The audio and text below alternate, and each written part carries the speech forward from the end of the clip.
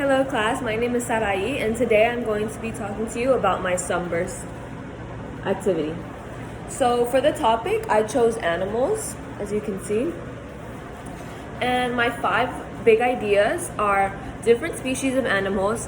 Animals provide food for us, animals have unique qualities, animals live in different environments, and animals eat different things. So to start off with, for science, I chose the giraffe skin experiment, an octopus experiment, bird feeder, and tracking footprints. Giraffe skin experiment would be the children will have art and be able to put paint on a paper towel and see how it disperses and makes a unique pattern. And that would teach them how giraffes all have unique types of skin. Octopus experiment, we get a bag and you put slime in it and the kids get to touch it because they get to learn about the anatomy of an octopus and that octopuses don't have bones. Bird feeder, we will feed birds, make bird feeders, and then they could feed birds. Tracking footprints, they could see how the different tracks of animals look. And that's a picture of bird feeder. For fine motor sensory, I have animal beating, find animals, through putty, how Arctic animals stay warm, ice water and cotton ball, and touch a tortoise. So for animal beating, the kids will simply bead with animal beads on string, and that will help them with their sensory skills and their motor skills. Find animals through putty, so children get to touch it. That's a sensory. They get to look through the putty and look for different little animals. Arctic animals stay warm with ice water and cotton ball. So there's the ice water and the children put a cotton ball on their fingers and put it in the ice and compare it to when they put their finger without the cotton ball and see. They get to learn about how fur makes animals stay warm during the Arctic area. And touch a tortoise, I can get an activity would be getting tortoises to come to the classroom, and the children are able to touch the tortoises and feel the different texture of it, and that's sensory because I remember doing that in my class and I really enjoyed it. Gross motor, I have a picture of a bear crawl. So the children can do bear walk, an elephant swing where they swing their arms like the trunk of an elephant, flamingo walk, they stand on one foot like a flamingo, penguin walk, they waddle, and this gets them active. The creative movement drama, I have zoo animal escape, make animal sounds, zoo checkup activity, and animal face mask. So zoo animal escape is you get a basket and you put animal figures in it and you put string on top, and the children get to try and help the animals escape by putting their hands in and taking the animals out. They make another activity is make animal sounds, so children can compare the different animal sounds. And there's the zoo checkup activity, so children have a checklist and they act as if they are vets checking the animals, and they get to check if they have food, water, and all the necessities that an animal would need.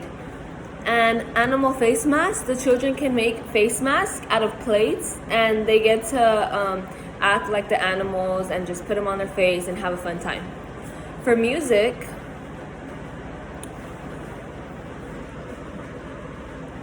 I have Baby Shark, Old MacDonald's, Animal in Action, and the Animal Sound Song. So these are all songs that involve animals and get the children thinking about animals, the different types of animals. There's Baby Shark, they get to do hand movements. Old MacDonald's teaches them about the different sounds of the animals and the different animals. It's great. For art, I have make sheep with plates and cotton balls, make alligators with stick and pipe cleaners, octopus with toilet paper rolls, and puppet animals with paper bags. So children can make sheep with plates and cotton balls. So they would get a plate and they would have different cotton balls and they could put it on to the plate making a sheep. And that's something fun for them in arts and crafts. They can also make alligators with a stick and pipe cleaners. So I actually put a picture on my graph. So it's just a fun little activity. They could wrap the stick with the pipe cleaners and they get to put googly eyes, and it's very cute and fun.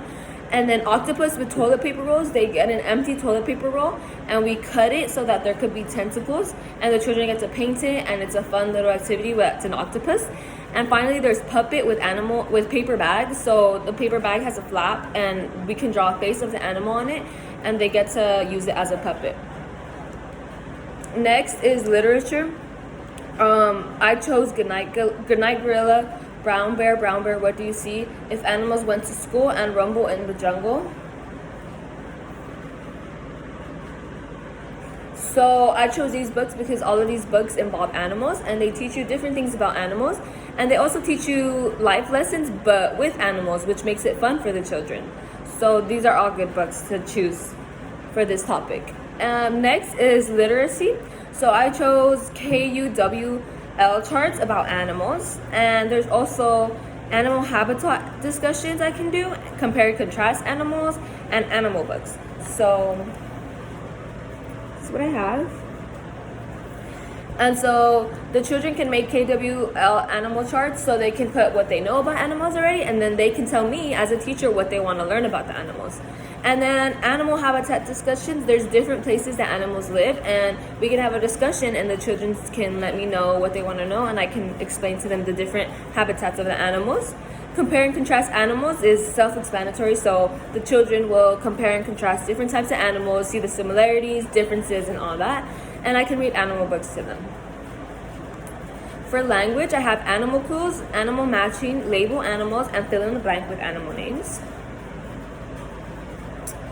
So for animal clues, I simply give the children hints about what animal I'm thinking of, and the children get to think and put the different language and words I'm giving them, and put that to use and think about what specific animal I'm trying to tell them to think of. So that's something I can do. Or there's animal matching. I can do different patterns, and then the children get to match the pattern with the animal, and they get to speak about the different types of patterns.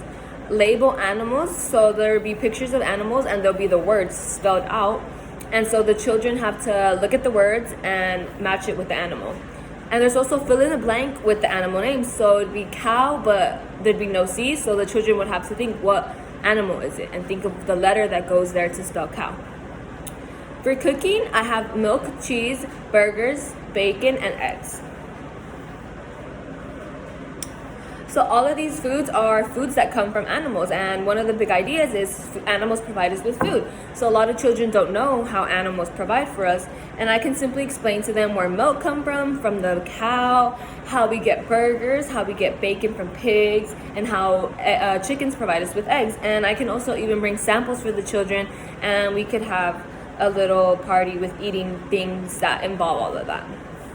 Next is math. So I have measurement with blocks, counting bins with animal figures, barrel monkeys, and counting animal spots. I have two examples right there. This one is the counting with blocks, and the other one is counting the bins with animals. So measuring with blocks, there'll be little figures of the animals, and the children have to measure how much cubes it takes to make the animal figure. So some animals will be 5 cubes, others will be 2 because it's a bigger animal, and like that. And then also counting bins with animal figures. There'll be little bins and there'll be numbers on the top, and there'll be little animal figures, and the children have to put however many numbers it says on the top. They have to put that many animals into the bins, so that'll help them with counting. Barrel monkeys are a fun way to count. Children can count the monkeys, they can add monkeys, count, and they can remove monkeys, practice subtraction. And counting animal spots, a lot of different animals have different spots, so the children can look at pictures and count the different spots that they have. And lastly, I have trips. So for trips, I have zoo, farm, aquarium, and safari park.